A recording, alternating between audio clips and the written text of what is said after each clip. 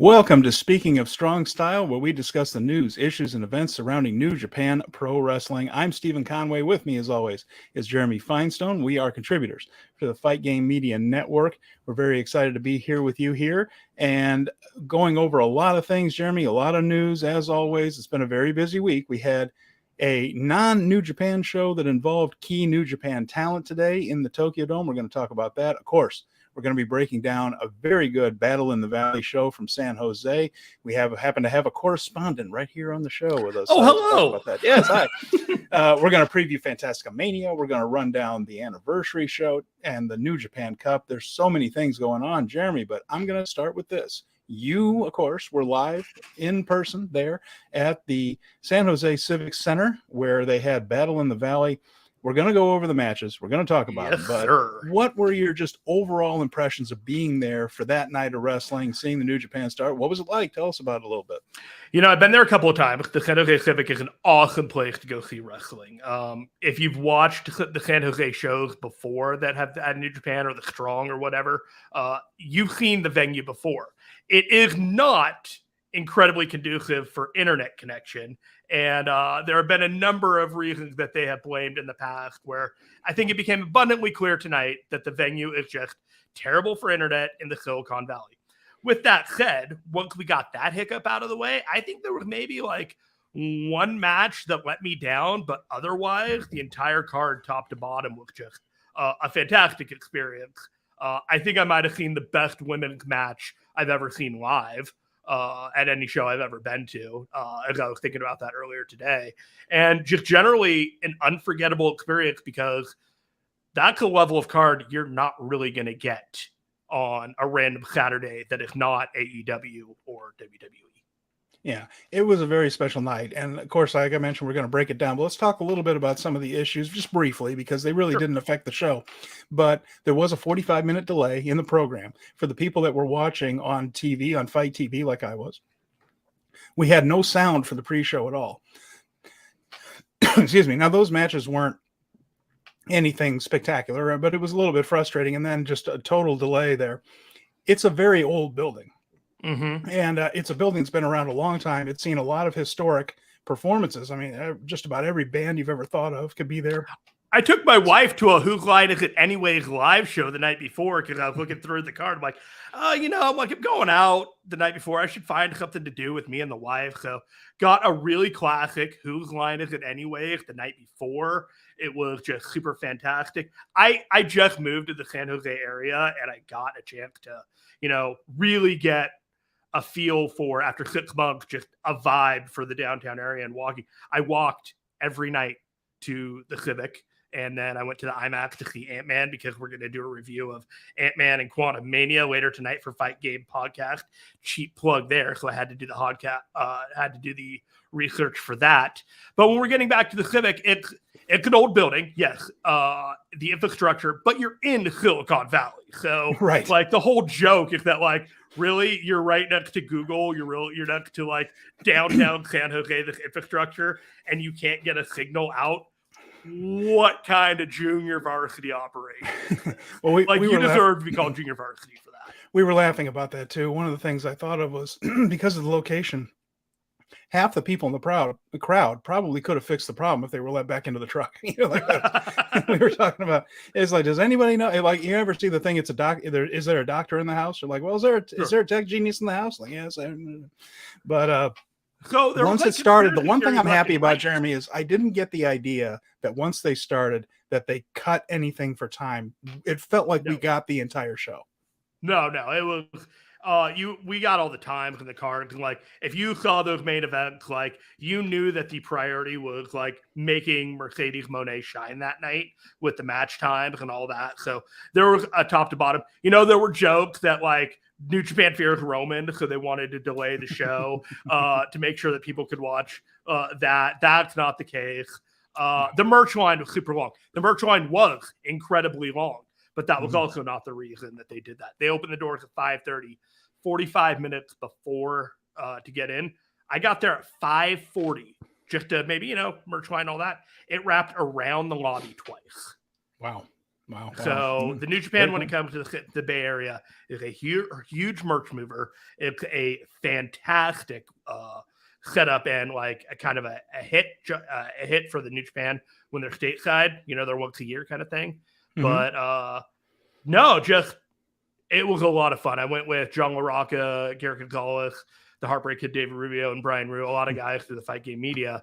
And we always like to just get together and do this. And we saw Impact talent there, CM Punk. We saw there. CM Punk showed up. Yeah, Lou D'Angeli, No Way Jose, Bailey was there. I did not see her, but there was clear photographic evidence. It just seemed like the night where everybody was just like, this is the place to be. It's very cool. And I don't know if you saw this, but before I get into that, we're going to get off track. First thing I want to mention is this show is also available as a podcast now. Just want to make sure we mention that. Don't forget about that. We're available on Spotify, Amazon Podcasts, iHeartRadio Podcasts. Make sure you check that out. Subscribe to us. Give us the 5-star rating. It helps people find the show, all that stuff. We're working on Apple Podcasts. There's a bit of a snafu there. Working with support to get us up and running on that. So and just want to mention that today is from JJ Williams of JJ Williams Wrestling Observer Newsletter. Very nice. And that he's done some amazing stuff. So we're going to be seeing some of his work here. And just wanted to mention all those people coming in. And I don't know if you saw the Mercedes Mone documentary that she basically dropped. It's a documentary, it's a bit of a stretch, but video that she dropped the night before on her YouTube feed. If you haven't, it's worth looking. It shows her just how excited she was about making her debut. And you mentioned Bailey being there. Bailey went all the way to Japan for Wrestle Kingdom. I mean, she left after Raw and showed up. Trinity Fatu was there, of course, but it just shows you how close those two are. Not only was she, and then she flew back to Canada for Raw on Monday night. Yeah, and I mean, of course, San Jose is where Bailey's from too, so it's an easy trip for her. But it doesn't have to be an easy trip. I was just mentioning she went to the Tokyo Dome and was there with her there. So always cool to see that kind of support. And she even mentioned that both Triple H and William Regal sent nice messages to her before the Tokyo Dome show. So what I took from that is that there is a little bit of open communication, does not appear to be spectacularly hard feelings in either direction, and that maybe someday they may work together again. In the meantime, I think we have some really great stuff coming toward us with Mercedes Mone in New Japan and Stardom. So 100%. Absolutely. Now, we're going to get to that, but we want to talk about this Tokyo Dome show because there was a Keiji Muto show at the Dome today, very early today, and it was, of course, his retirement show. It involved a lot of key New Japan talent, and for New Japan, this show was a roaring success. For Noah, I'm not sure, Jeremy, but let's talk about how this all goes through. Now, first of all, it was a success in terms of attendance because darn near 31,000 people showed up for this thing. It was a solid crowd, a real good crowd. You know who else was in attendance? Where? In the Dome? Yeah. No, who else? Fight Game Media's own Justin Nipper, and he was commentating, much to the surprise of everybody here at Fight Game Media. He kept a lid Justin Nipper of Write That Down with Fumi Saito. Also, recent guest host of this show, if you want to go check that out. We had a commentator on a Noah New Japan show guest host this show less than a month ago. I just want you all to know that we run into pretty cool circles over here. We're in with the office over here. We're in with the in crowd. We've never met the office, but we're in with them. But they like us. Yeah, they like us.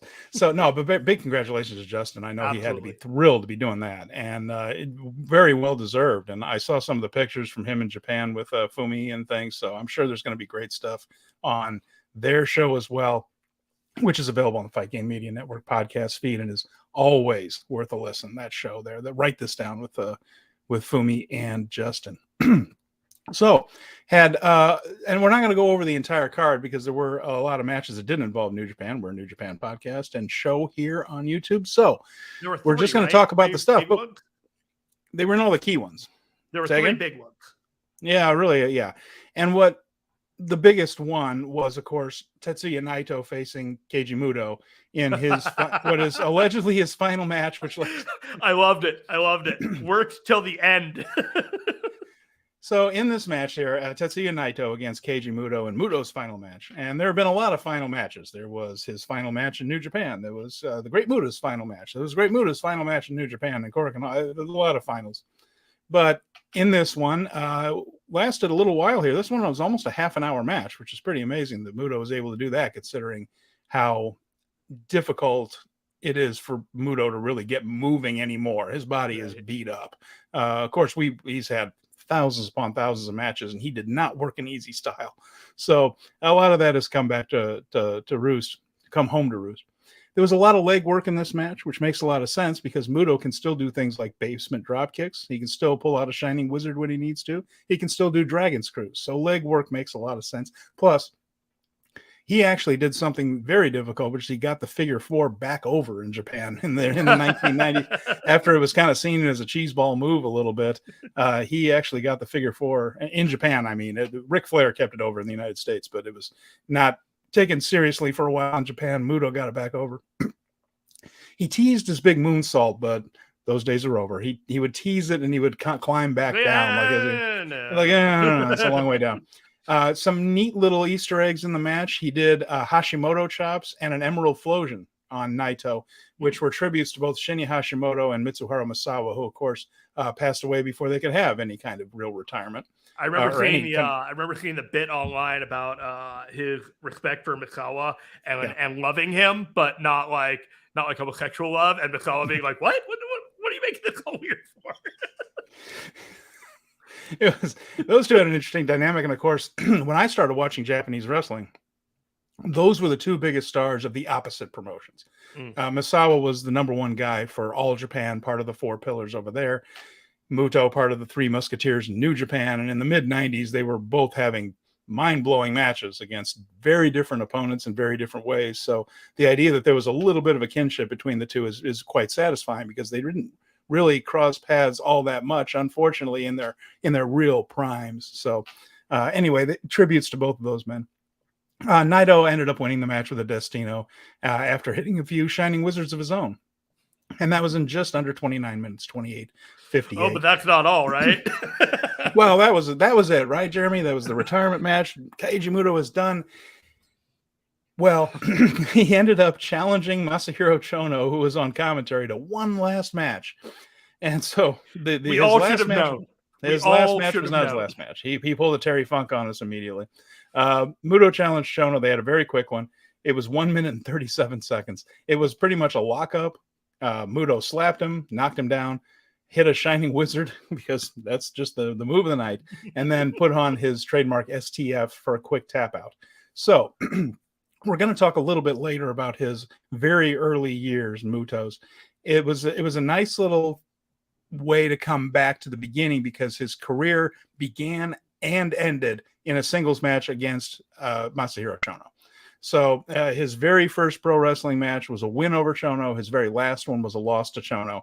So I suppose there's a little bit of poetic justice there, even though it's a little silly that it was his last match. And I'll go on the record right now as saying I believe that Keiji Muto will wrestle again by the end of 2024 anyway. So I don't think it's you're the last probably one right. I am 100% dying on the inside at the idea that Naito did all this work to push this match, knowing full well that it wasn't even going to be the final match. Yeah. Oh, just a bunch of fucking workers, man. I love it. Hey, that's the way it went. Tip of the cap to you. Now, the other match that was intriguing to us was Kazuchika Okada, IWGP World Heavyweight Champion, taking on GHC champion, so that's Noah's top title, Kaito Kiyomiya, in a singles match. And of course, we saw Kiyomiya do that kick to the face, that little Akira Maeda, Riki Choshu throwback move, where it looked like the match got out of hand at Wrestle Kingdom's second night there, when they had the Noah New Japan show. After that, Okada pretended like he was above the fray, wasn't interested in a match with Kiyomiya, wasn't even that upset about it, just felt it wasn't worth his time, so to speak, until they were all in Osaka. And we found out just how pissed off Kazuchika Okada really was about that move there at the Wrestle Kingdom. So he attacked Kiyomiya from behind after a title match against Jack Morris, laid him out with the Rainmaker, and said he would see him in the Tokyo Dome. Well, he did. We kind of figured, Jeremy, it would be either one of two finishes, and we were wrong. We thought it would I was way off. It would either be a 30-minute draw, because neither title's on the line. Sure. So the time limit was 30 minutes. Or they would have Kiyomiya win this thing. Thus, the champion goes over on the Noah show, and then he can challenge for the IWGP title later. There's all kinds of things you can do. They did none of it. They just had Okada beat him, which is puzzling. Okay. But okay. So I have to give Jeff Knipper credit here. Okay. Because when he was on, he talked about this, and he explicitly said that he thought that this should be a 5-year program, that there should not be any instant gratification on this, that even if they have matches, like the real payoff should be at least 2, 3, 5 years away for the ultimate, like, just what this is going to be, much like the Okada Tanahashi, like, passing of the reins 10 years ago. There's something very similar to everything that is going on with this in just Japanese pro wrestling.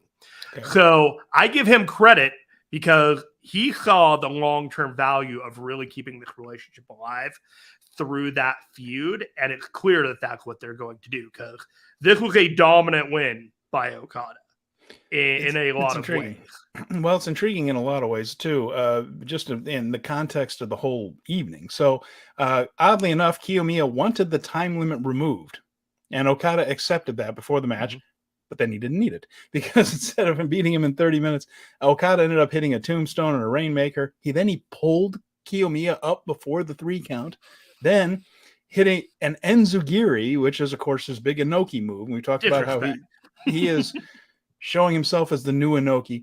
He even wore black trunks, a Battle in the Valley for Inoki, although it's the usual Okada trunks and not the Inoki ones. He hit the Cobra Flosion and then the Rainmaker for a pin on the Noah champion on the Noah show. There you go. That's bold. Now, I tell you what, Noah's got to get a win back, right, Jeremy? So we have the junior champions are facing each other, and there's going to be a junior show on March 1st. They could have a rematch. They could do all kinds of things. So we're going to have Amakasa, the GHC junior heavyweight champion, facing IWGP junior heavyweight champion Hiromu Takahashi. Now's the time, isn't it, Jeremy, where Noah gets its big win back? No. Yikes, bud. Hiromu Takahashi defeated Amakasa in a whopping 11 minutes and 2 seconds after 2 time bombs. Okay. Okay. To be fair, I thought that this was the most likeliest of outcomes.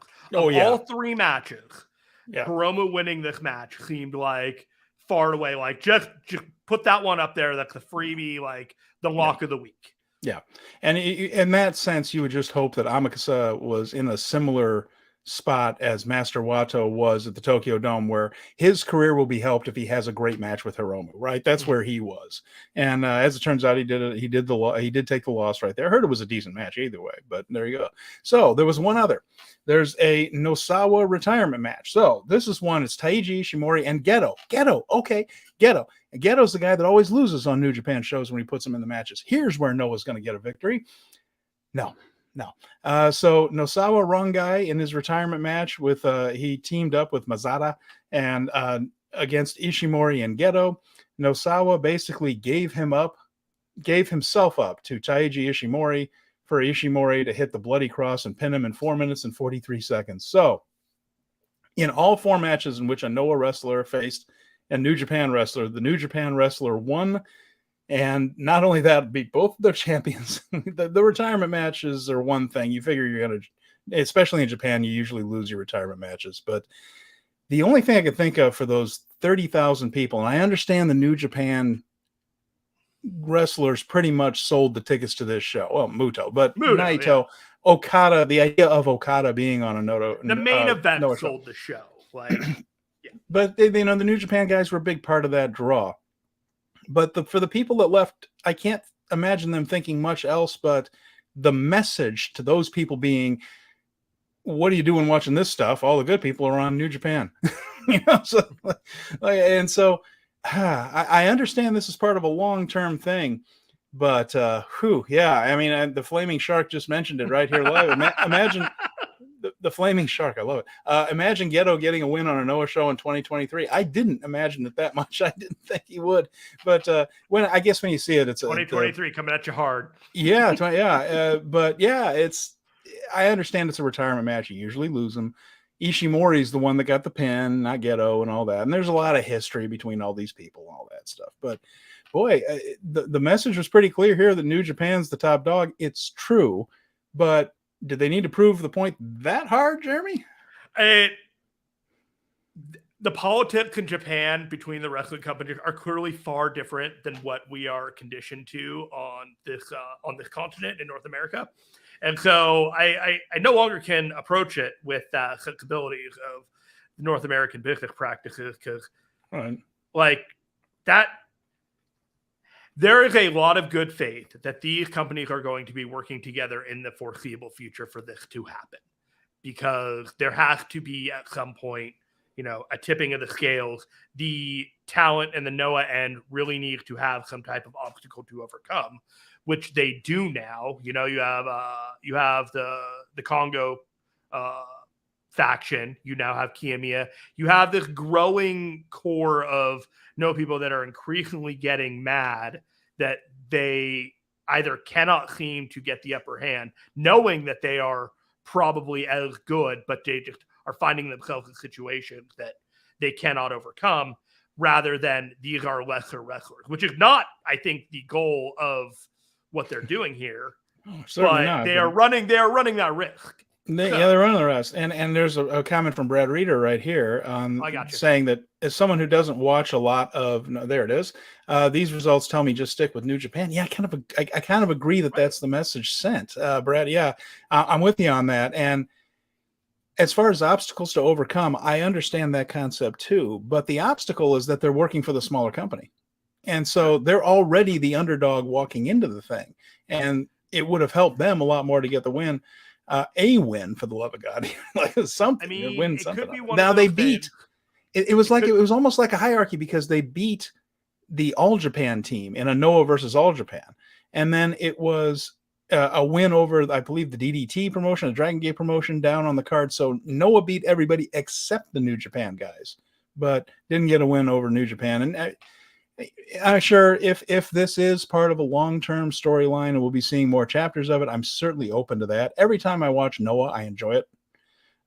And so I'm happy to see these guys more.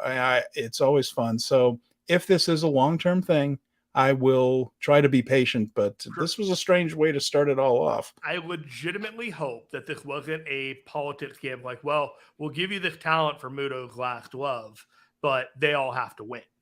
It could be something as simple as that on this, and good faith operations moving forward will set some equilibrium, but they had to, put you through a little bit of pace. Like, are we going to be able to play ball with each other, like on a hard, kind of a loyalty kind of agreement kind of thing. So it could be something like that. The Flaming Shark here. Yeah. It feels like a slow burning storyline of the Noah guys getting showed up at every turn and going to eventually lead to something, though, for sure. I 100% hope so. Because if this is playing out on the screen rather than behind the scenes, that is far more compelling to anyone being involved in the action. All right, so we will head now to Battle in the Valley. That was back on Saturday in a sold-out Civic Auditorium, 2,155 people. And, one thing that New Japan never really does well in the United States is mic the crowd. Was this an enthusiastic group there live and in person, Jeremy? If you could not tell that the crowd was molten for Mercedes Mone, then there's obviously mic issues.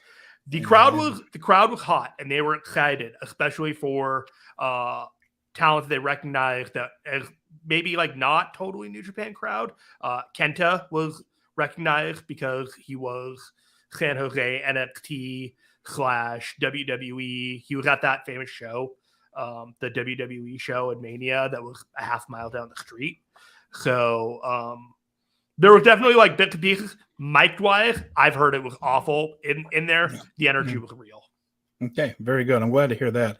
So we are going to start with the double main events, and then we'll work our way backwards. And I'm going to begin with the big news of the day anyway, which was Mercedes Mone's first New Japan Pro Wrestling match. And she came out and faced Kairi for the IWGP Women's Championship. And this was a wonderful match. And they needed to do a good match. And I knew that they were going to. These two women are too talented to do much else. but there was pressure on this. I mean, if she came out and had some, and there were some awkward moments, if there was something, people were going to be on her like crazy.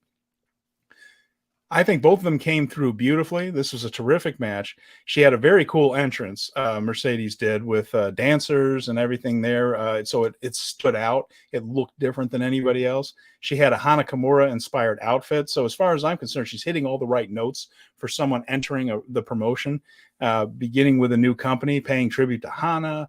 That entrance was fabulous. Once the match began, Kairi works stiff, and she did here. And what I liked was that Mercedes gave it right back, because she probably doesn't get hit that hard that often in WWE. Not saying never, but Kairi works pretty snug.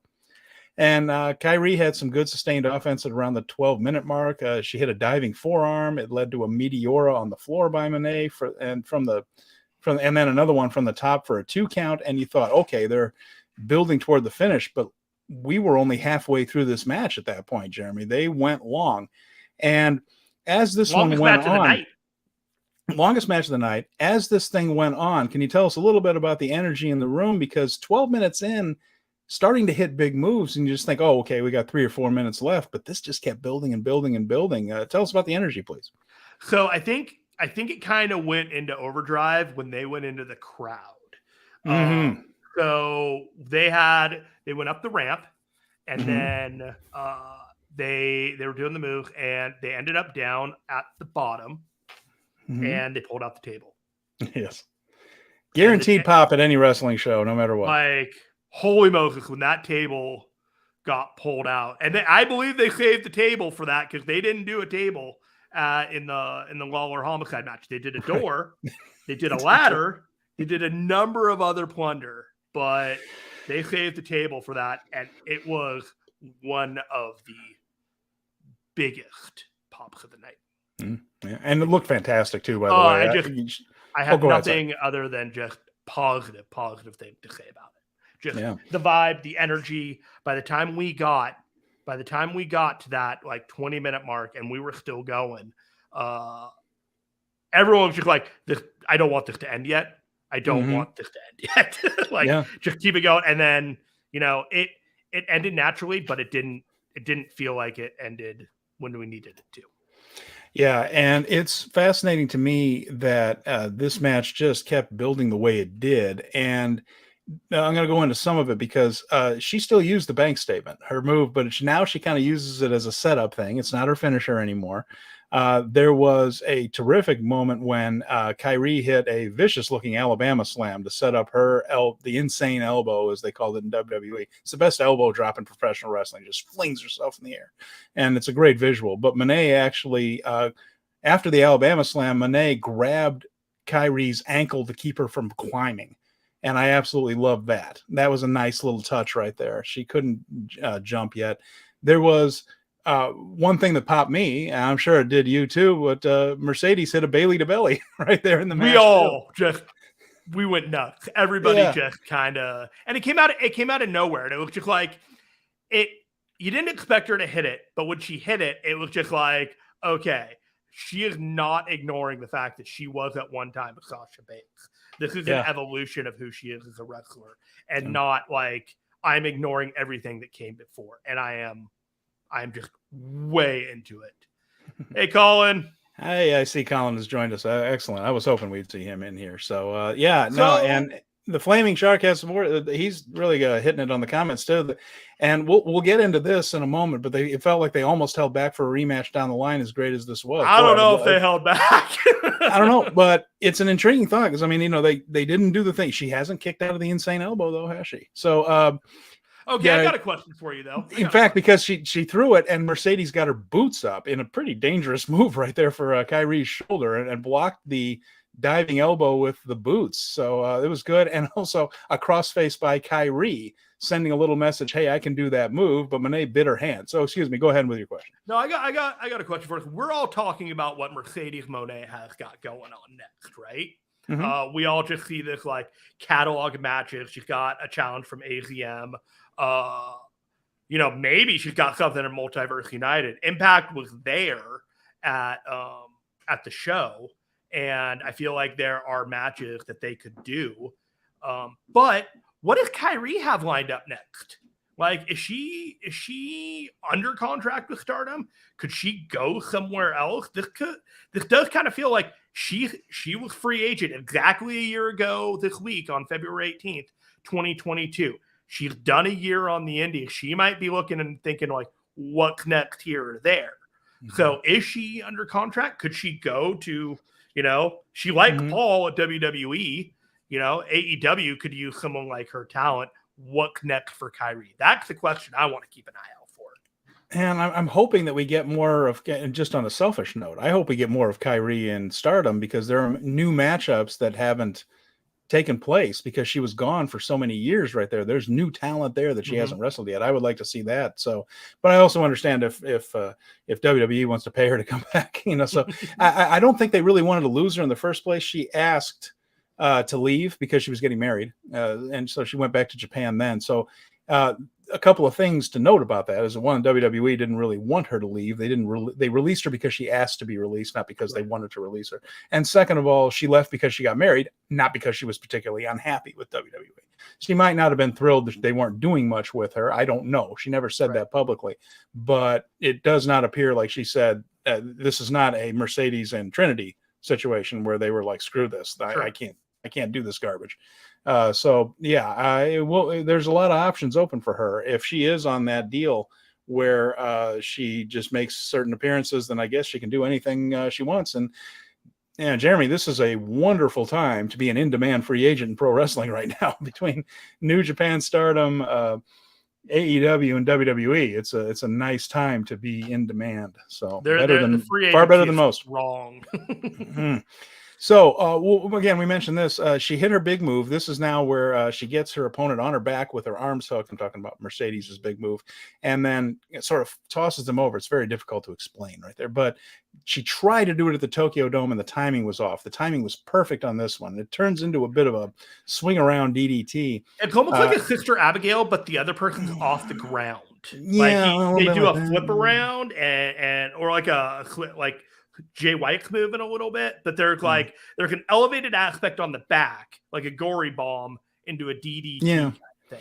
Yeah, and it is unusual. I don't think I've seen it before, and if I have, I haven't seen it much. So it works as a move if you can get the timing of it right. It looked good on Saturday for sure. Afterwards, everybody was emotional, handshakes and hugs between the two wrestlers, and then Mercedes headed back with her title and to a big ovation. Not the last we were going to be seeing of her, however. So, definitely not. And so we'll move on to this next one, which was Kazuchika Okada defending the IWGP World Heavyweight title against Hiroshi Tanahashi. So look at that drop kick. Oh yeah, man, it is a storyline that Tanahashi's time on top, or shots at the top, is winding down, and this was sort of a possibly last match for him against Okada, as Okada seems to be ascending to God level, as we call it. I guess we call that for Roman Reigns, but particularly now that Okada is positioned as the new Inoki, this is going to be a big exalted point for him, and not too many people are going to climb that mountain. You mentioned that you don't think he's going to lose this year. You might be right. Going into this, we knew that Tanahashi wasn't going to win the title here. There's just no question about it. I'm sure people in the crowd had that feeling too, but you just kind of hope for a good match. Was that the atmosphere going into this? Yeah, there was just the vibe of like, we get to see Okada versus Tanahashi, and it was basically like handed to us on a silver platter. Everybody appreciated every moment that they had of it.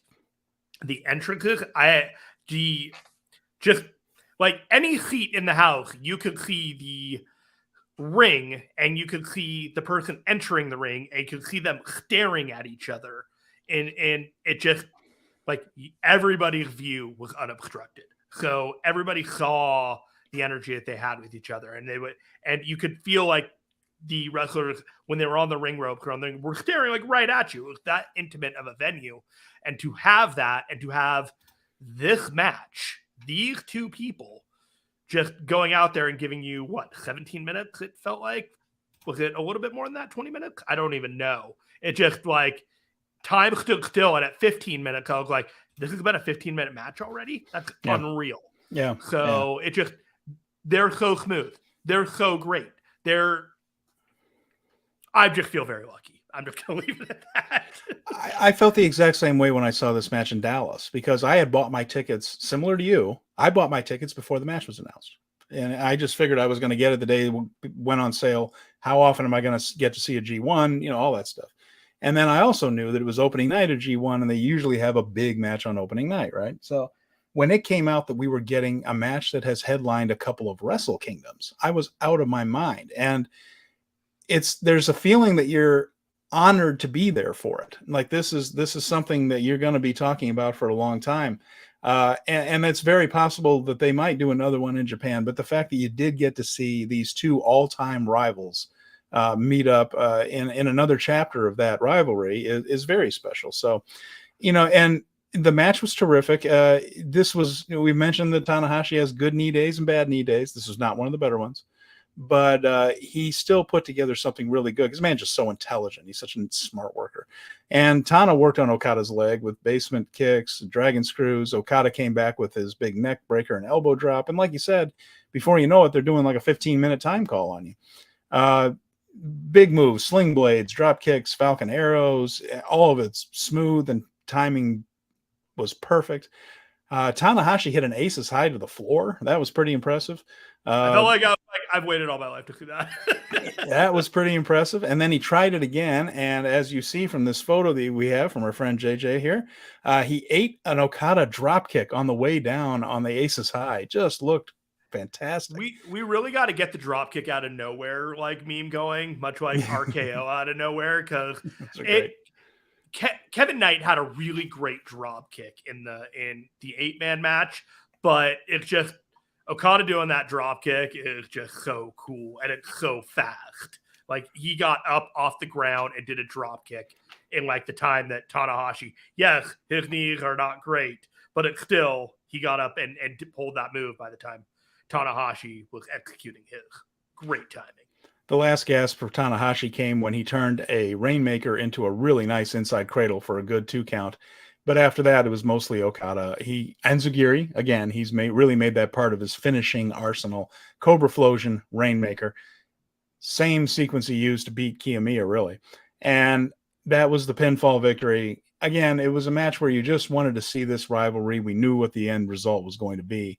Afterwards, an interesting note, though, was that he asked Tana to team up with him again and go after the tag team titles of his stablemates, Hiroki Goto and Yoshihashi, who had to be sitting back in Japan going, what the hell? We're on the same bus. He's like, we need to do this like the Mega Powers team again. And then Mercedes came out. I'm like, wait, is she like want to be a tag team with Okada instead? And like some mixed tag stardom? Like, is she doing that? And I didn't realize that this was just like he was trying to kill a couple birds with one stone. He's like, I got to get this promo out, but I also got to make sure we get Mercedes over too. And man, she looked just as much of a star as Okada in that ring. Yeah. And they got the whole thing with them posing together with the titles. They clinked the belts together, as you see right here. There was a nice little moment there where these two were talking to each other and congratulating each other and posing on the ring ropes as each had their music played again later. And Okada's ended the night, but Mercedes was a big part of it. And just a nice moment right there. These two huge stars walking out together. Monet had to be thrilled to be there. A lot of choices from Monet. Like you mentioned, Azumi is probably going to be the first because we don't know how many matches we're getting with Monet. I would like to just see her against the big faction leaders in Stardom, and let's get these big, great matches with these terrific workers in there while we can. Now, you have Utami Hayashida. You have Tam Nakano. You have certainly Shuri.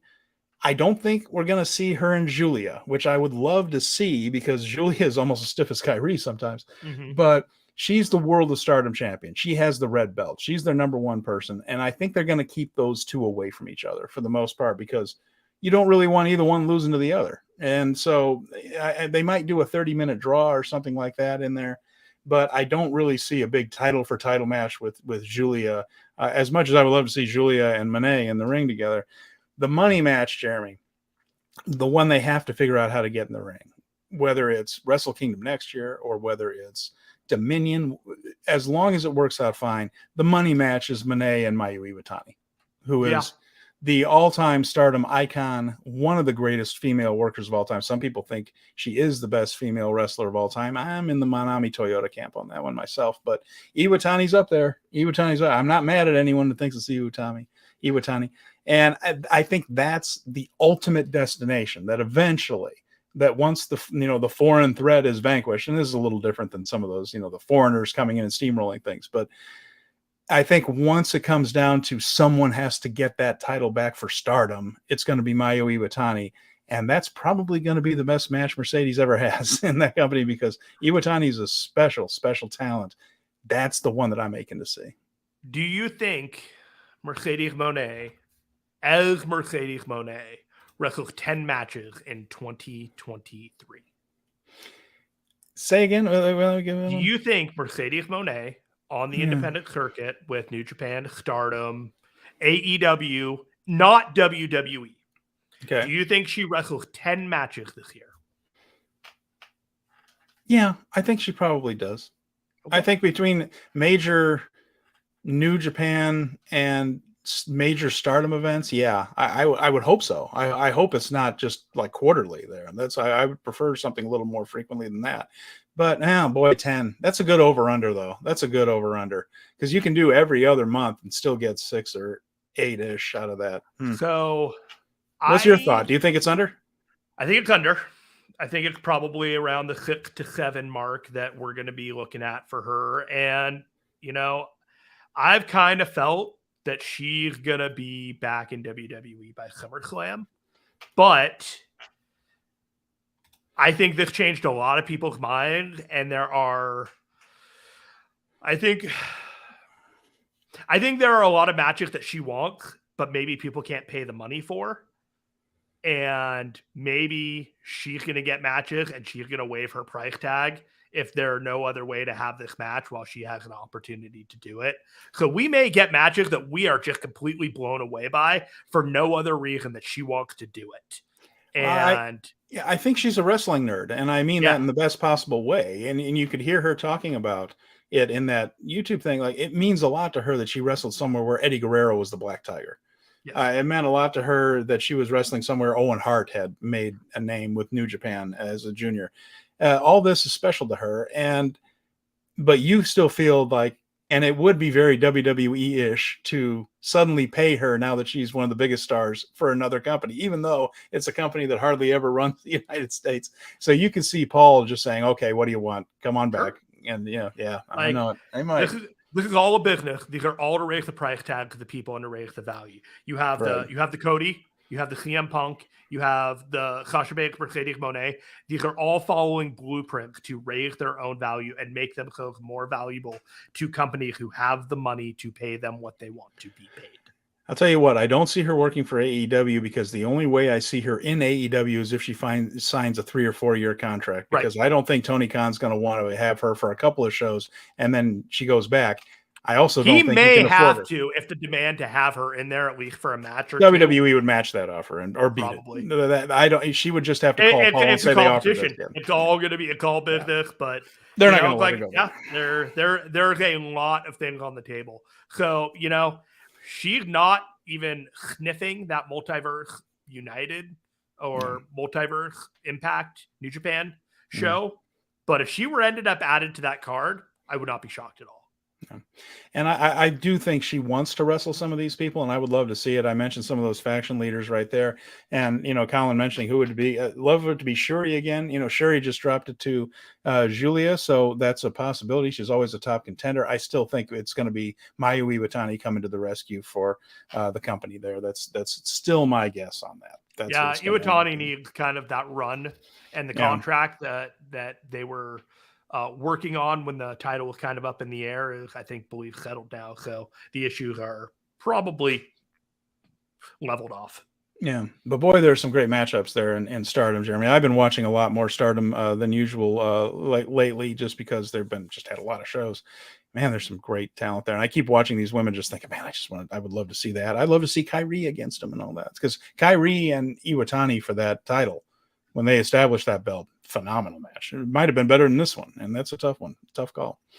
This was, like I said, the best women's match I've ever seen live. The only one that I could think of that matched it or came close to it is probably Becky Lynch versus Charlotte versus Asuka in a tables, ladders, and chairs match for the women's title that Ronda cost Charlotte, and Asuka ended up winning the title that year. Okay. But this was better. When Wrestle Circus was a company here in Austin, we saw some pretty good matchups with Tessa Blanchard. They built the women's title there around Tessa, and she had some really solid ones with Britt Baker and a few others there that were quite good. And so that was probably be the best one I saw. I haven't really seen too many. I haven't seen many WWE pay-per-view level shows to where you get that kind of a great match between the women since the Women's Revolution and things like that. I just haven't gone to see. It has its place on the card, but it's never supposed to exceed that. Right. Well, and they've done some big things in Manias and all that stuff. So, Anyway, women's wrestling, it's in a real nice spot right now. I think we're going to be seeing a lot more really good stuff. So, you know what else is good stuff? Well, man, yeah, that one is. I tell you what, we do need to move on there. The Zack Sabre Jr. Clark Connors match. This was terrific. Again, they keep teasing this 15-minute limit. It's hanging over the match the whole time. Okay, remind me again. If they don't hit the 15, they flip a coin, right? No. Stop with the coin thing. It's over. The coin thing was only the tournament. No, the champion retains. I love the idea of the coin flip. No, the champion retains on a draw. Champion retains on a draw now. It would be so much more fun. Chaos. I want chaos. I know. Jeremy chooses chaos every time. But what we have here is Zack Sabre Jr. Against Clark Connors for that TV title. This was the Clark Connors I like seeing. There was none of that doofiness that he had in the tag team tournament with Taguchi. He's not that doing. Hat was goofy. That hat was goofy. Well, that was more of he kind of came out with an Orville Peck look, which is I don't know if you've seen Orville Peck. He's a country singer. That's has a very interesting, always masked, and has the type of just that type of fringy mask over his face and things. It reminded me a lot of that. In this one, Connors sold the submissions a lot early. He was out wrestled by Zack early in the match, but then Connors began hitting his moves and things picked up. And of course, Zack is really good at making guys look like they're almost on his level on the mat. He's terrific at carrying guys like that. And again, this is the serious one. He wasn't doing the dollar store version of Adam Page, who's already a dime store version of Steve Austin anyhow. So this was a much better way of seeing Clark and a much better presentation of Clark. Rear naked choke by Connors. Zack really sold that well as he was in real trouble. And but it ended up being an ankle lock into an armbar for the tap out. 14 minutes and 6 seconds on this one of a 15-minute time limit. Really good match. I thought Connors showed up well. And of course, Zack is exactly the type of guy who can make someone like that look good. Everything about this match, it was crisp. You knew that it was going to be like a sprint match, that you didn't have to wait too long to get to the main event. So people were just like, all right, let's do this. They made it clear in the audience, I believe, that it was a 15-minute match. So, everyone just kind of enjoyed themselves. Zack Sabre Jr. after the show was signing autographs and talking to people. Honestly, if we're breaking kayfabe, one of the nicest people out there. Just, I have a KENTA story that I'll tell you later, but this guy right here, just salt of the earth, good guy, made time for everybody. And man, what a hell of a wrestler. That's great to hear. The funny thing about Zack, when Zack was really turning up the jerk factor on his character with Suzuki-gun, early in his Suzuki-gun run, my girlfriend walked through the room and just looked at him and just goes, ugh. And I was like, what? And she just goes, he's like every guy that was a dick to me in high school. And I just thought, well, then he's doing his job exactly right. He's supposed to be a jerk right there. But I also had a feeling that Zack was a decent dude. I always like, but you see some of his backstage comments, things, and you really get that idea too, because he's funny and he's engaging and things. So that was fun to see him. Yeah, he played the act well. It's worth mentioning too, and Brad's on our case here just to make sure we get that in. He's exactly right.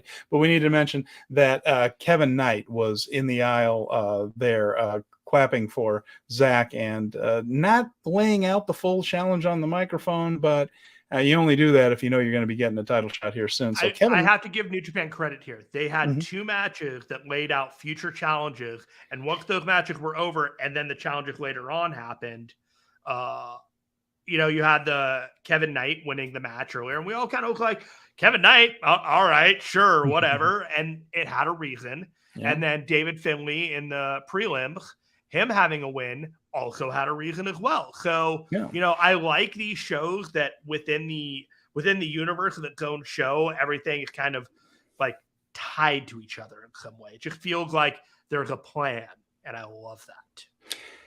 We then saw, well, before that one, we had to sit through a match between Filthy Tom Lawler and Homicide. This was a no rope. I don't remember the stipulation. I don't care.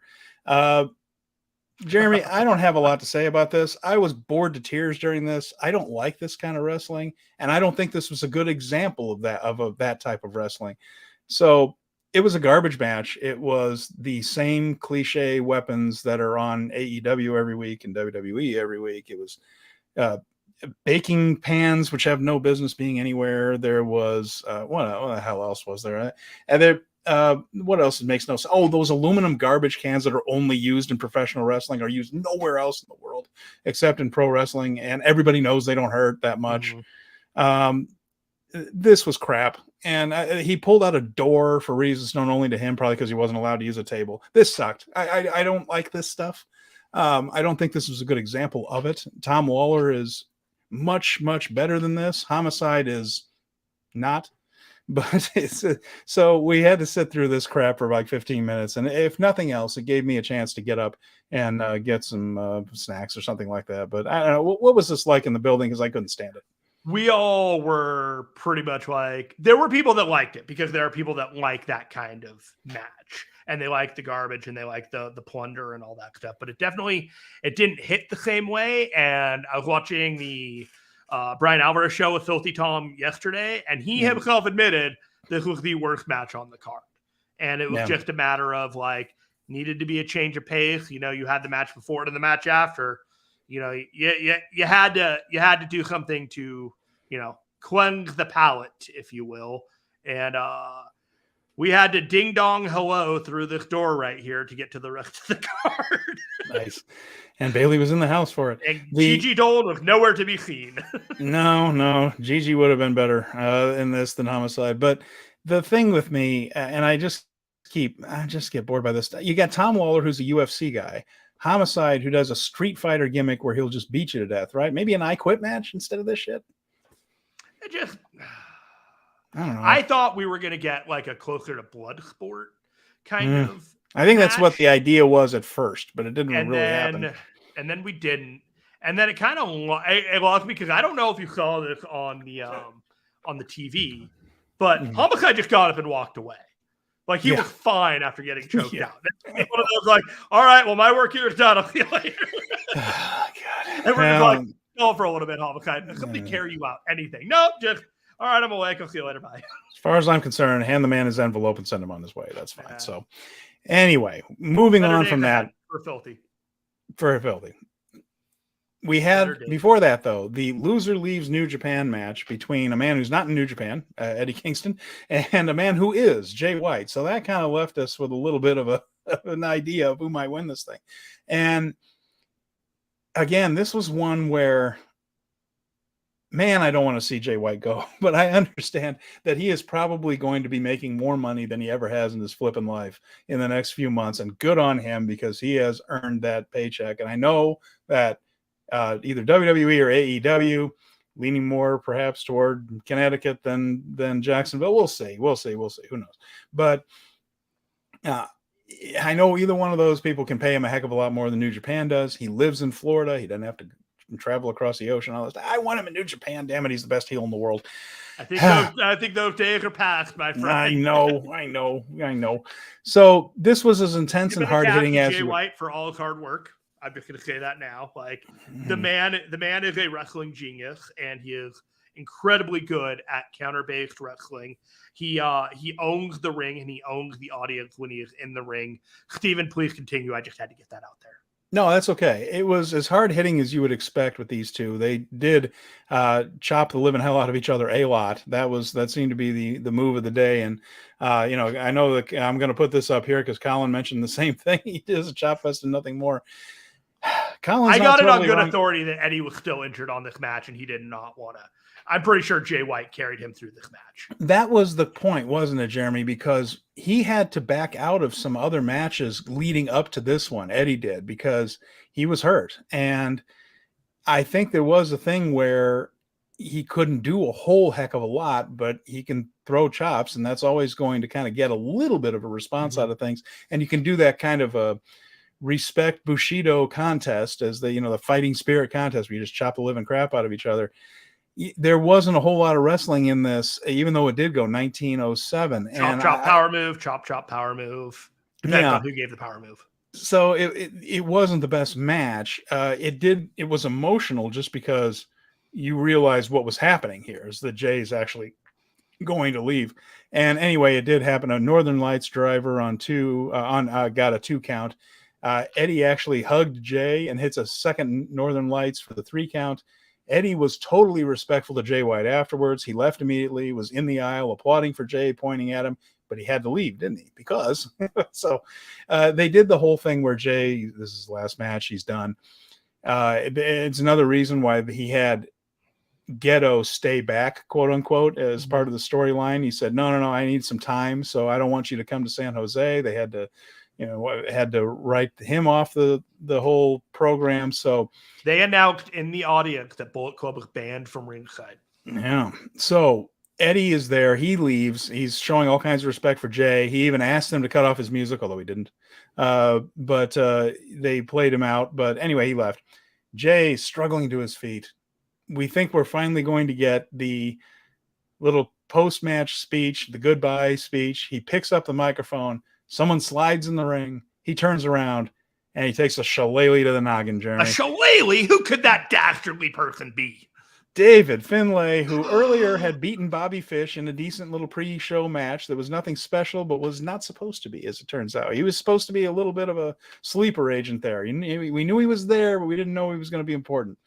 I thought it was a tune-up match for the New Japan Cup to make him a potential challenger for Zack Sabre Jr. in the bracket.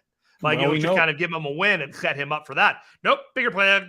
Bigger plans. So he lays out Jay White with a shillelagh. Afterwards, he gets on the microphone and does the same "No one respects me" promo that we've heard about 1,000 times. But it was fiery, and he had some emotion into it, and you can tell he understood that this was a big deal. The content of it was about the same. You people never liked me as much as you should have, all that stuff. So I guess the question is, will he take over Bullet Club? What's Ghetto's reaction to this? Is he even in Bullet Club? He didn't specifically say. What did they say on the commentary? They just said, what a bastard for doing this. Because they were all in the, oh, Jay, we're going to miss you camp. And it was Ian Riccaboni and Matt Reinhold. And they did a pretty good job overnight. There's some missed calls in there a little bit. So there were some missed things. But they just kind of just said, what a bastard. But there was no talk of, he's now taken over Bullet Club. It's none of that. None of that. So I don't think he's the guy to do that. But I do think he's a guy to be elevated off of taking out Jay White in some way, shape, or form to give him a little bit of an edge. Because he had a fantastic match with Ospreay back in September that we were both raving about after he came off of the G1, where he really did look better. And then he just kind of disappeared for a little while. And he didn't have much going on between now and then. And so now he's here. I would not be shocked if they are slow playing the rollout of him into Bullet Club, into the leadership, because he does have that kind of pedigree, and you don't have to do it all in one night, obviously. Right. But I also, if he was doing something different, I also wouldn't be shocked if he wasn't in Bullet Club. They could also reunite him in Finn Juice, because Juice is part of Bullet Club already, and make that in the heel side of it. They could do that, and so they could bring him in a lot of ways. It's definitely possible. There wasn't much for him to do as a babyface, was there? Really? I mean, who was he going to challenge? Who was he going to go after? Now he can go after Tama Tonga and the Neverweight title if he wants to. There are things Finlay can do, that TV title, like you mentioned. There are things Finlay can do as a heel where he really wasn't a strong candidate as a babyface. So I think it's going to help his career. I think the guy's good. And sometimes, as we've seen with many people, just that heel turn is exactly what you need to bring out the personality, bring out the strong part of your work. So we'll see. This is Dave's big chance, and I think he's probably going to do everything he can to seize it, and we'll see how far he can go with it. He's got enough resources to learn how to do it right, that if he misses on this, it's not for a lack of the abilities to do so. Before that one, we had a tag team match, a quick one, as a matter of fact, an NJPW strong openweight tag team title match. The Motor City Machine Guns, Chris Sabin and Alex Shelley, they defeated the West Coast Wrecking Crew, Royce Isaacs and Jarrell Nelson. This is quick. It was under 10 minutes, 9:21, but it was fun. Shelley sold a lot. He played the Ricky Morton. He got a warm tag to Chris Sabin early. Then they cut him off again. But after a while, there was more selling. A really good ass cutter from Jarrell Nelson, by the way. He hit that thing. That looked terrific. But once that main tag was going and the Motor City Machine Guns got rolling, there were a lot of teamwork moves in there, and they hit a bunch of them in a row on Nelson, hit the dirt bomb. Nothing wrong with it, but it didn't feel a whole lot different than a TV match. I was surprised the Motor City Machine Guns are going to be around for a little bit. I kind of thought that they might put the West Coast Wrecking Crew over and, kind of keep those belts internally, because I don't think the Guns are contracted, really. I think they're on a per-date basis. So I was surprised by the finish. I thought the match was fun. It was perfectly placed in order to just one and done, keep on moving the card along. And what they moved it on from was another title change on the show. This was Kenta and Fred Rosser, and you had this one scouted out pretty well, Jeremy. This was a pretty darn good match. I enjoyed it. Rosser challenged him to fight on the floor, and that kind of got the crowd going in this one. I'm not sure how, we mentioned before, Rosser struggling a little bit to connect sometimes with the crowd as a babyface right here, but I thought this was a savvy move, actually. I don't know who suggested it, but the idea of him just saying, no, jumping out of the ring, going over the barricade and saying, fight me out here, that kind of got the crowd cooking a little bit in this one where it might not have been before. Kenta the room, and when he has an opponent at like Kenta's level, I think that his matches were better served. My whole criticism of his run as a babyface champion is that I never felt like the caliber of his opponents were all that like terrifying. Okay. Like you had a couple here or there, but like I was always underwhelmed. And that was my main like critique of it. It's like, this guy has been with Strong and you built him up. And now that he has the champion, it's like, you're not booking him well. Yeah. And so we had this here where Kenta was acting very dismissive of Rosser for a lot of the match, doing little pie faces and pie boots, where he would just kind of put his foot on his face and shove it, that type of thing. That would get Rosser good and pissed off. He hit a double stomp for two, a chicken wing from Rosser. Of course, Rosser learned the chicken wing from Bob Backlund himself, and he got a near submission out of that. Kenta did the thing that he did in Japan also, where he started grabbing the ref to get himself out of trouble and threw him in. I forgot that Mercedes Mone actually did the same thing, threw the referee in front of a cutlass. And the ref took it well, by the way. But anyway, in this one, he finally got the ref bump. This is, again, similar to what he did against Hiroshi Tanahashi. His GTS was countered. Now, Jeremy, tell us a little bit in the building as CM Punk is sitting in the rafters, and the man who originated that move, Kenta, is in the ring. Tell us a little bit about that moment.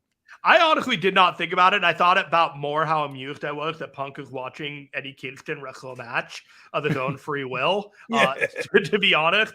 And then Kenta actually trolled the shit out of him with this photo that JJ did, and told his biggest fan how he appreciated he was there, I believe. So what do you flip Punk off or wasn't something? Really the story at the show. Like, it was cool he was there, and there were fans that were coming up to him and kind of in like that bad faith, like, just let the man enjoy the show kind of thing. But there was a line for people to take like a photo opportunity. It was really cool about it. But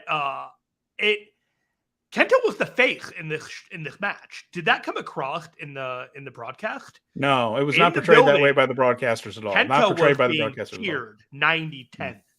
He was the guy they wanted to win. When the ref bump happened and he tapped, or like people were like booing, like don't tap. And then when he won, they were cheering. Like, it was even though Juice like did the interference and everything like that, Kenta was far and away the face of this match. And I thought that was an interesting dynamic. The commentary was definitely on Rosser's side and Kenta's a bastard type of thing. So that was and again, the crowd wasn't microphoned real well, so you couldn't really tell. In fact, there were sometimes when the music was playing, you couldn't even hear the commentary. You couldn't hear Ian and Matt. But they were definitely promoting the whole thing. You know, Bullet Club, what a bunch of jerks. And Rosser is the good guy trying to overcome things. So, but anyway, he countered the GTS. Now, once the referee was down, Juice Robinson came out and leveled Fred Rosser with a roll of coins, which exploded beautifully all over the place.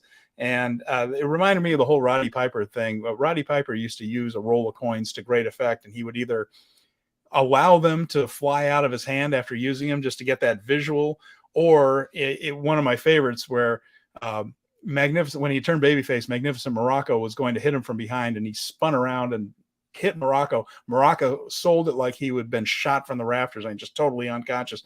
And then Piper just took the little thing and just let go of his hand, and all these coins landed on Morocco's chest. I had no idea he hit him with the roll of coins in the ring. Yeah. Oh, really? Yeah. No, we had no idea. No, and they actually got popped in the knuckle, and we didn't. Coins idea. Flew around. It did not translate in the audience at all. Well, there you go. So he ended up putting the GTS on him and got 3. So I'm sure that Ross will now move into a feud with Juice Robinson for screwing him over. Kenta's the new strong champion, and it opens up some possibilities on that side for the baby faces to get some title matches. So quick story. After the show, I'm on a stairs to talk to some folks, and Kenta walks by, not a fashion power walk, but legitimate power walk and pace. Direct focus, straightforward. I see him about 20 feet out, and I just yell, "Hey, Kenta, thanks for a great night. You had a great match. I appreciate you, buddy." And he just waved his hand, kept on walking, acknowledged me, and I was like, that is the most Kenta move ever. That's very Kenta. There you go. So, yeah, there you go. So, I guess the coins didn't necessarily come off to everyone. Some people did see him, though. Flaming Shark saw him, thankfully. So, I'm sure they'll be happy to hear that at least that came across. Like, I was as far back from the ring that you could be. I was on a curved back end of the building. So, wherever Juice was at the front of the ring was the other side of the ring for me. So, it was not going to work for me in any way. Up next, not before that. I mean, up next in our commentary, but before it in the show, this was the opener of the regular show. First time I could hear anything as a fan at home because we couldn't hear anything at all during the pre-show, and then didn't see anything for 45 minutes. It was on a bit of an acid trip. The old video just looked like just lines. I sent you a picture of my TV while you were sitting in the arena. So, there's my view. I'm very glad to know that they were aware of all that and didn't start the show. Anyway, here was the opener. Fun 8-man tag between Kushida, Volador Jr., Kevin Knight, and the DKC against Josh Alexander, the Impact Champion, Mascara Dorada. I'll get it right. Mascara Dorada. Sorry, Mascara. Rocky Romero, and Adrian Quest. Now, there are a lot of subtext to this one. Of course, Kushida and Josh Alexander are going to be facing each other for that Impact title on Impact Wrestling, of course. And then you have Rocky Romero and Volador Jr. in a terrific feud in CMLL right now. I mean, really good stuff, Jeremy. And so this was a bit of a preview. It was a bit of a further chapter in that. It was also a way to get Kevin Knight a victory because they had plans for him later, coming out and applauding for Zack. So it didn't go too long. It was 11 minutes and 22 seconds, but man, it was a lot of fun. I personally am not a DKC guy. I think he tries to do all this karate stuff and it all looks pretty white belt level to me. So I don't care for him all that much, but the Alexander Kushida stuff with the mat wrestling, setting up their title match was fun. Volador and Rocky, with Rocky running away from Volador and then trying to do the sneaky style stuff with him. I enjoyed that. Dorada did some flying. This is just what you'd expect. Kushida won with the hoverboard lock on Adrian. He got the hoverboard lock on Adrian Quest. No. He did. That's not how it happened. Oh, Kevin Knight got the pin. Kevin Knight got the pin. Oh, the submission. On the spike DDT, while Kushida had the hoverboard lock. Oh, okay. So Kevin Knight got the rub for the win that he used to challenge Zack Sabre Jr. for the sprint title. Oh, okay. Gotcha. There you go. Fun match though.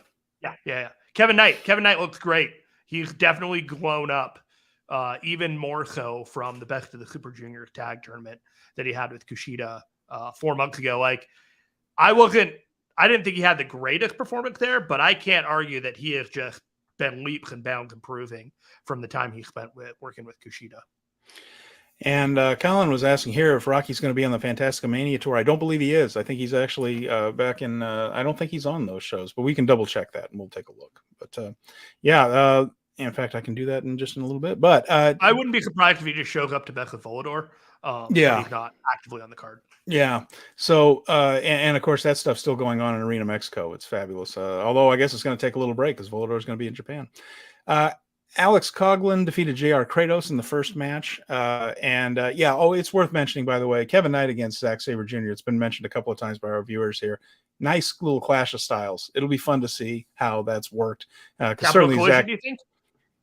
I'm down. Yeah. I mean, it makes a lot of sense right there. They will need something strongish for that show, and that would be a good one. David Finlay, of course, defeated Bobby Fish in about 10 minutes. It was fine, solid, no hint of what was to come at all. Finlay didn't wrestle heelish. It was that shillelagh shot that really made it. And Alex Coughlin over Kratos. Kratos, of course, huge guy, threw Alex Coughlin around for a while, but it all built up to Coughlin using his power. That guy is crazy strong, isn't it, Alex Coughlin? He's fantastic. So this is the first match that he had not as a young lion, because he, as a young lion, was having feuds with JR Kratos, and he won that feud eventually. Now he is a full-fledged member of the roster, and he has dispatched Kratos again. So it feels as if we have a time where the young lions are starting to elevate. Alex Coughlin and Clark Connors are getting their opportunities and will continue to get so. And we should mention that former young lion Carl Fredericks is now a new name in WWE, and he had his match this weekend Level Up, and his name is Eddie Thorpe, which is a mashup of Jim Thorpe and Eddie Guerrero, probably two tribute names that he felt strong. Not the most exciting name, but one can understand why he did it. Yeah, best of luck to him. So, young lion growing up fast. It was mentioned on commentary as well that Kevin Knight had his own gear and was no longer in the Young Lion outfits either. So there you go. So yeah, exactly. That was a part of the theme of the night. So we move on from here, Jeremy, to FantasticaMania. That's the next tour. It's starting the first show is going to be on New Japan World tomorrow, I believe. So here's some of the people. I grabbed a couple of photos to give you the vibe of the thing, but I am very Templario has a cool on mask. all of the FantasticaMania research. And Templario has a cool mask. I love the Templario mask. I got to get one of those next time I'm in Mexico. I got a Mystico one last time I was there. Anyway, Ray Cometa, Dolce Gardenia, the Exotico, Titan, of course, Magia Blanca, Volador Jr., Atlantis Jr., Ultimo Guerrero, Soberano Jr., Captain Cecita, Hijo de Villano Tercera, that's a son of Villano 3. Villano 3, one of the best. Boy, he was fantastic. Of course, Atlantis, his son, Atlantis, one of the best ever. Okamura, who, again, a Japanese guy that went on excursion, never came back, just stayed in Mexico forever. Barbaro Carbonario, always entertaining and a really good wrestler. Templario, Hechicero, Mystico. Some of the highlighted matches from that: Titan against Soberano Jr. for the CMLL welterweight title will be on this show or this tour. You got to think Titan's going to end up looking strong. He's the guy that's a regular with LIJ, of course. And then multi-man matches look bonkers, dude. Yeah, absolutely. Air shows for sure. Dives galore. No barricades as usual. Wado, Taguchi, and Soberano Jr. versus Bushi, Takahashi, Naito, and Titan. You kidding me? I will say that if you're sitting in the front row in Japan for any of these FantasticaMania shows, don't keep your drink in your lap. It's probably going to get smushed and splashed all over you. Just don't. So we have one cheering event here, huh? And is that the finals of the tournament? I believe so, yes. And they're doing an odd couples tournament there where a babyface and a heel, or a Rudo and Technico in Lucha Libre terms, will be forced to team with each other and try to get along. Another key match, Mystico against Atlantis Jr. That's going to be fantastic. Those are two terrific wrestlers there. So FantasticaMania, always fun, always high-flying and high energy. It's a nice little break, a change of pace. And we're going to do our best to recap it as best we can, given I don't know half of these wrestlers. I'll try to. I'll have to carry that. I can do some of that. Hold my hand, Steven. Hold my hand. I got you. But by the way, CMLL, I recommend anybody, if you have time, there's so much great wrestling, but CMLL does put their Friday night shows, and of course their big shows, Super Viernes, Super Friday at Arena Mexico. They're drawing 10 to 12,000 people every single Friday, Jeremy, right now to the Arena Mexico, and having terrific shows. They do go up on the CMLL YouTube page a day or two later. Sometimes they do what's called kind of an iPay-per-view, and those still go up on the YouTube page just a couple of weeks after, though. So sometimes you have to wait. But a lot of the Friday shows are right up there. They're worth a look. It's a very different style. It doesn't look like Japanese pro wrestling, doesn't look like American wrestling. Some talent there, though. It's fun. After that, anniversary show coming up, Jeremy. This is a big one. Of course, we have on the 1st, we also have whatever Hiromu Takahashi's Junior Heavyweight Festival is. We don't have a lineup. We'd love to talk more about it. Don't know who's going to be there. We know Hiromu. We think Hiromu's going to be there. We're confident of that. Other than that, we'll talk about it more when we know more, but we don't have a whole lot. So the anniversary show at Order War Gym, here we have some stuff. We have some key matches for this one, Jeremy. It is Leo Rush and Yo will face Hiromu and Bushi. That's going to set up Leo Rush's title match later in the month. We'll have a couple of New Japan Cup first-round matches. Shota Umino and Yujiro Takahashi is one of them. I think we know who's going to win that. Mm-hmm. And I still am holding by my prediction that he makes at least the semifinals, Shota, of the New Japan Cup. We'll see. David Finlay against Ishii in the New Japan Cup. And, of course, Battle in the Valley gives this one a new dimension, doesn't it? It also takes away the doubt as to who's going to win it in my mind. Finlay's heel push, I believe, is going to get its first real chapter at this one in Japan. Yeah. So what do you think? You think he's going to go deep in this thing? Yeah, there's only one sharing show on the FantasticaMania according to the New Japan thing. Finlay, I think I'm gonna go back to the he's gonna get to Zack Sabre Jr. Zack Sabre Jr. is gonna end his run some way, shape, or form in the semifinals, because I think Zack Sabre Jr. is the winner last year, should at least be in the final four this year. And Finlay's in that same quarter, and given everything going on, he could end up being the challenger for Zack Sabre Jr. after Kevin Knight. There you have it. Yep. We will also see, of course. Now, normally we get the junior heavyweight champion against the heavyweight champion. It's usually a good match that the heavyweight champion always flipping wins. We also had the same match last year. I'm I'm excited about this, shaking it all up. We have Okada and Tanahashi. They are reforming their dream team, and they are taking on Yoshihashi and Goto, Bishamon, Hiroki Goto and Yoshihashi for the tag team titles. I figured this is one that Tanahashi can lose, and Bishamon can hold on to the titles. I don't really see them doing. What if they won? Thing. They could. I think they could. Why not? But I think Okada's busy enough, but I don't know. Keep him having to defend like the titles, like having to do title matches. If he had like these tag titles, he would have more matches with people that I don't know. For a couple months, who cares? Why not? I love and Yoshihashi as a team, but we did this dance, and it would make the anniversary event feel like it's not just a placeholder in there. It's something like really consequential, like this happened. Mm-hmm. Yeah. So, I mean, that'll be an interesting match right there. So those are the key matches. That'll be at the Oda Ward Gym, of course, the birthplace of New Japan Pro Wrestling. It's where the first show was. It's where the anniversary show will be on the 6th. So anything else you wanted to add, Jeremy? I've got a little bit of history. We're going to be talking here in a second. Anything else on your mind before we go into that? We're going to do some bracketology, kind of breaking down the New Japan Cup next week, I think. Other than that, maybe we'll have a guest. Not 100% sure on that one. Maybe we'll just, use our brains and our brawn to figure this out on our own. Who knows? But other than that, what's your history lesson today? Well, it's an interesting bracket to discuss, isn't it? So that bracketology show is going to be interesting no matter what, because they gave us some things to think about with this bracket. You need some New Japan experts to really parse that one, because it's not a whole lot of outside talent.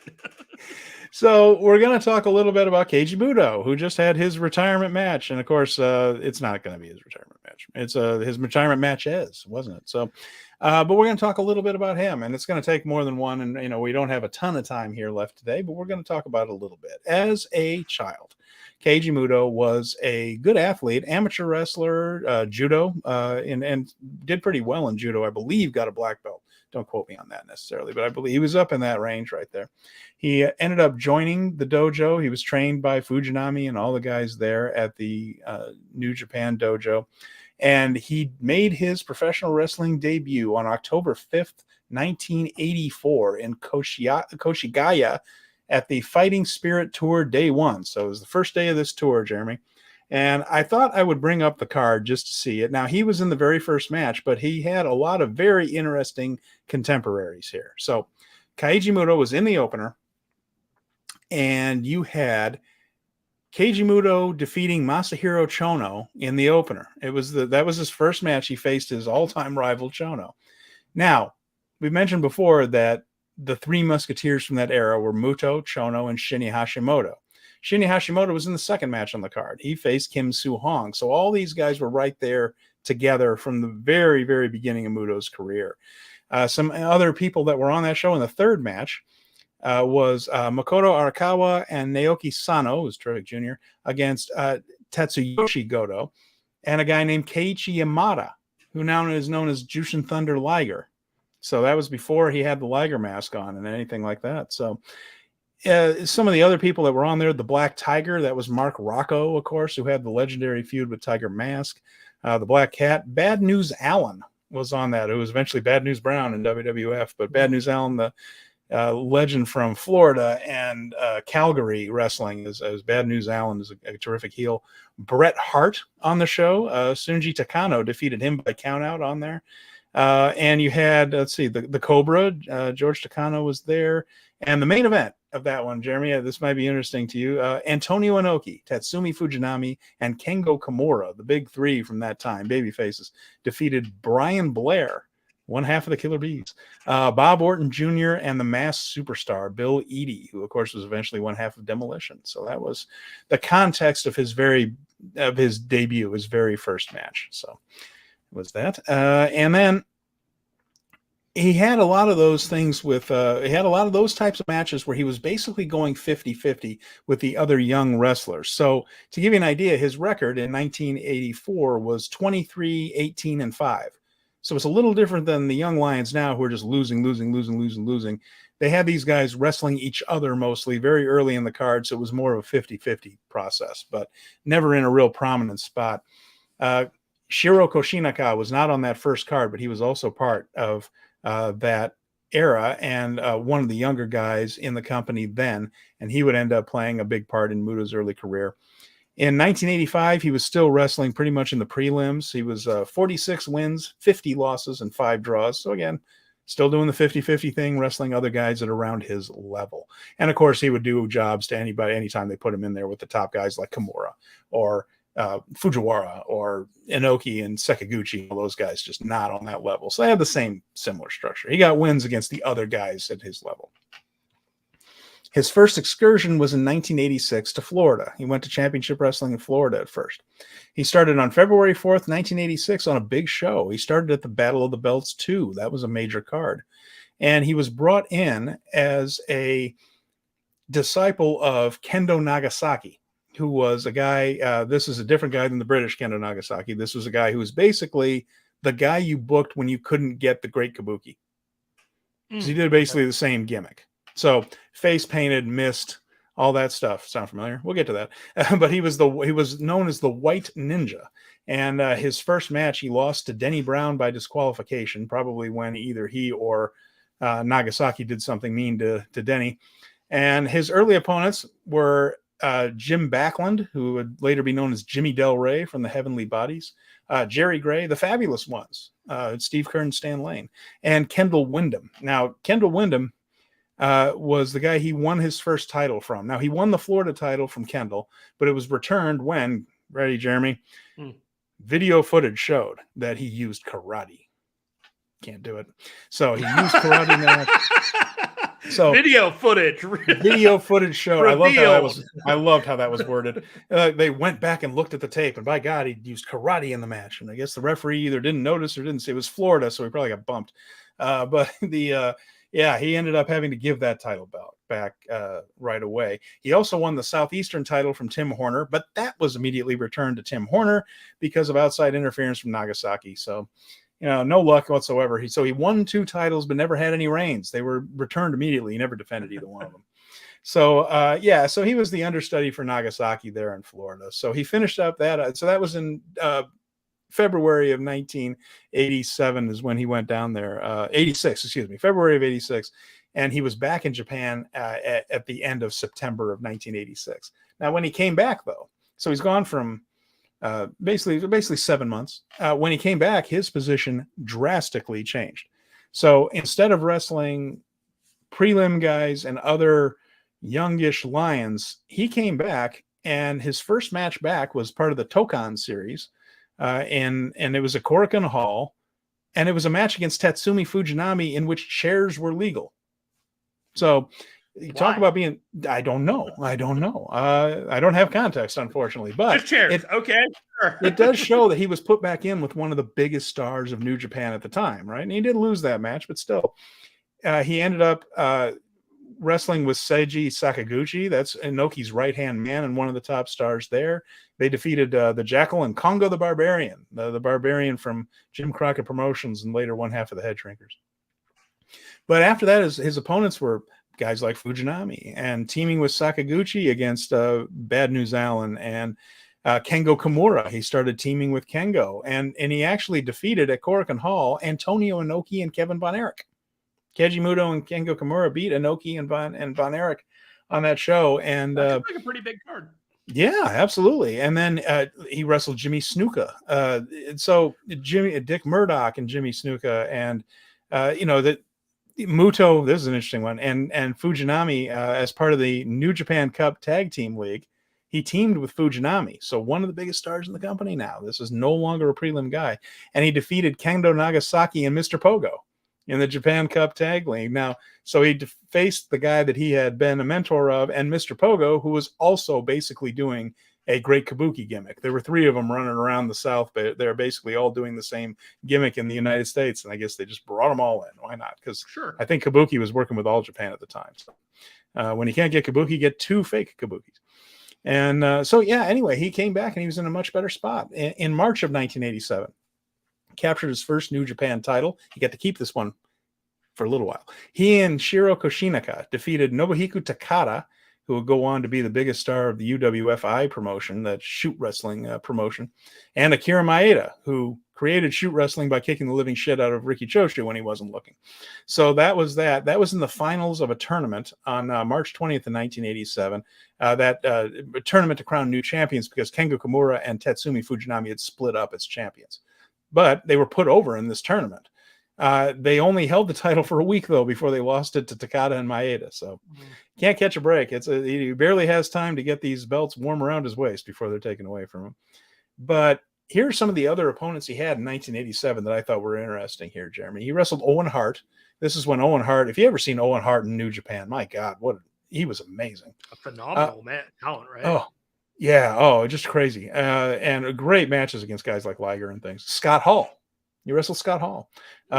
Black Tiger, of course, Mark Rocco right there. The Warlord. If you remember the Warlord from Jim Crockett Promotions, yes, good luck with that one. If you can get a good match out of that guy, you know you're a good worker. Riki Choshu, Masa Saito, all the top guys. Which is why it is particularly interesting that after having that run, going over on his excursion, doing well enough in Florida that they came back and put him in a main event spot, they sent him away again at the beginning of 1988. So after all of that, he had been put over in this tournament and everything else. He ended up in Puerto Rico at the beginning of 1988 as the Super Black Ninja. And he was there for a little while. There's not a lot of records of WWC from that era, so we don't really know too much of what he did. We know he lost a hair match against Miguel Perez, but not a whole lot else from that run in Puerto Rico. He then moved on to Texas. He was reunited with Kendo Nagasaki there. And Gary Hart had been the booker, and he created the Great Kabuki gimmick. And there's a reason I'm mentioning all this, because he really stuck to Kabuki like glue there as when he was the top heel manager, and he pushed Kabuki hard. Kabuki ended up leaving. Well, he brought Kendo Nagasaki in to be the junior varsity Kabuki, and then put Muda back with him.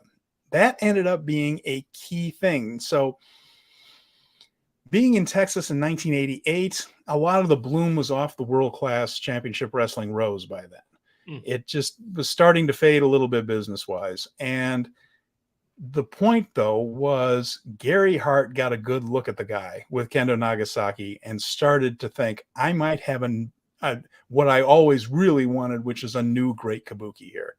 And so he worked with all the top stars in Dallas, though, Chavo Guerrero, all the Von Erichs. And at that time, though, Gary was moving to Jim Crockett Promotions, and so was Keiji Muto. And so after being most of 1988 in Texas and Puerto Rico, on March 12th, 1989, at the WTBS studios in Atlanta, Georgia, a guy named Cougar J spent 1 minute and 24 seconds in the ring with this new guy that Gary Hart was bringing in named the Great Muta. And that was when he began the run that we all first learned of this guy from, as Gary Hart recognized, I might have someone who's even better than the original Great Kabuki, because he had this explosive, young, fast, exciting talent. And he was about to show WCW something they really hadn't seen before in terms of Japanese talent and charisma. Sometimes Japanese stars wrestled very well, not always the most charismatic as it translated here. Killer Khan had heel charisma. Some of the other guys were very buttoned down and seemed a little too reserved for American wrestling. Well, Keiji Muto didn't have that problem. So as we get into this more in coming weeks, we'll talk a little bit more about his famous run in WCW as a Great Muta and what happened after that. So nice. You got anything to plug before we wrap this thing up? Well, I mean, I've been working with, some of the stuff with Scott Edwards coming up that I'll be talking about on here. We've got, of course, all of the different shows. We're getting into WrestleMania season. Ooh. So I know you and I are going to be involved with some of the shows leading up to WrestleMania on the Fight Game Media Network. The road on Fight Game Media, where we're weekly tracking what we happen with the WWE path to WrestleMania. Yeah. Also, I got a show tonight with JD Oliva from Breakthrough Impact, where he and I are going to break down the latest Ant-Man and Wasp Quantumania movie for Fight Game Media. I promise you, I went deep on this. Deep. So there will be something that you will not have known before you come in, and you will learn something about Marvel coming out of it. That is my promise to you. Okay, considering all the coverage of Marvel, if you manage to find something that people haven't talked about before, that's going to be pretty cool. I'll try to get a listen to that. I'm going to tie it into Carl Sagan. I'm going to bring Carl Sagan into this. Wow, all right. And thank you, Flaming Shark. That was nice of you to say. I did enjoy putting that thing together on Muto. We're going to talk more about a very fascinating dude. Keiji Muto is... Colin, I'm going to say that you're talking about our show and not the Noah show. But if you meant the Noah show, you could also mean that this was this show today. What a show that was today. Absolutely right. And with that, Stephen Conway, let's wrap it up. All right. I'm available at Stephen Conway 88 on Twitter. And of course, like I mentioned, Fight Game Media contributor. My history site is ringsidereplay.com. Jeremy, go ahead. You can find me at Jer Finestone. Told you where you could find me in the near future. Good times. Thanks for listening. Next week, bracketology, more news. It always keeps coming faster and faster. Hopefully, we'll get some word on this junior heavyweight show. There's going to be a lot of exciting stuff. Make sure you're with us here on YouTube Live, and then, of course, our podcast version 4. Jeremy Finestone, I'm Stephen Conway. Thank you so much for joining us for Speaking of Strong Style. We'll see you again real soon.